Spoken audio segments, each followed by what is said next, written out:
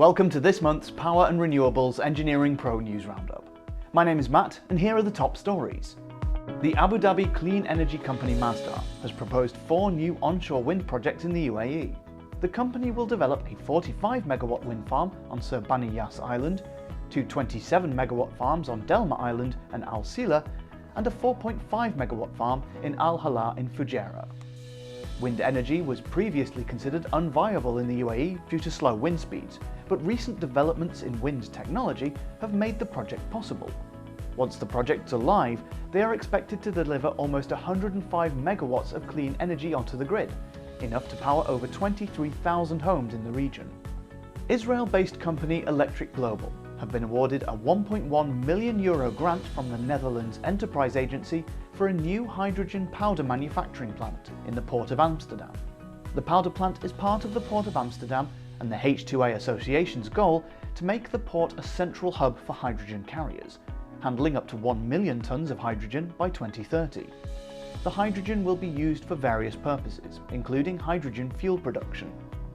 The powder manufacturing plant is scheduled to begin production in 2026, powered by renewable energy.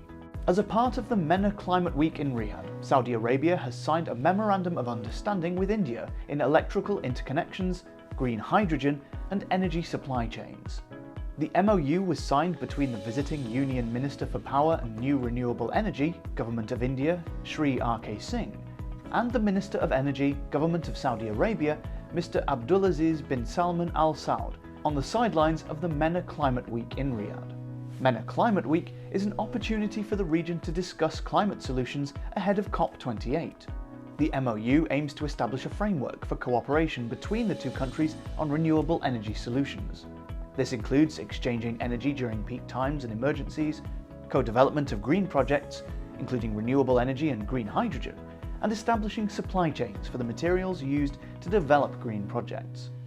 Addressing a session on the first day of the MENA Climate Week, Singh described the event as extremely important to sharing opportunities to shape the future of energy production, consumption, and sustainability on a global scale. Poland's Infrastructure Ministry has given final approval and licenses to Polish energy company Orlen to develop 5 offshore wind sites in the Baltic Sea. The total capacity of the 5 sites is expected to reach around 5.2 gigawatts. 4 of the 5 sites are on the Oder bank near the city of Kobrzeg, while the 5th is on the Sups bank off the coast of Poland. Construction will begin in 2024, with electricity generation expected from 2026. Investment company Mirova has launched its 6th investment strategy dedicated to energy transition infrastructure, aiming to raise €2 billion. Mirova Energy Transition 6, or MET6, will aim to finance solar projects, onshore and offshore wind, hydropower and energy storage solutions across Europe, and support the development of decarbonisation and hydrogen production projects. Their previous investment strategy, MET5, launched in February 2021 and raised €1.6 billion in less than 18 months, which means Mirova have high hopes for their latest strategy. The investment will be available to projects primarily in Europe for their development phases, but may also include OECD countries as part of the strategy.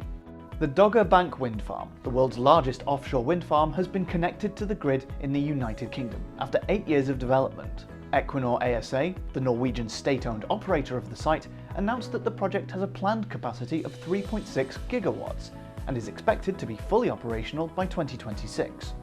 The project is being rolled out in 3 phases, with a total of 277 wind turbines spread across an area twice the size of New York City, generating enough energy to power 6 million homes. Energy from the Dogger Bank wind farm is transferred 70 miles off the coast of Yorkshire via a high-voltage direct current transmission system to 2 sites in the northeast of England, before being supplied to the UK national grid.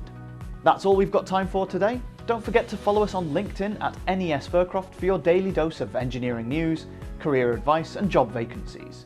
See you next time for our Engineering News Roundup.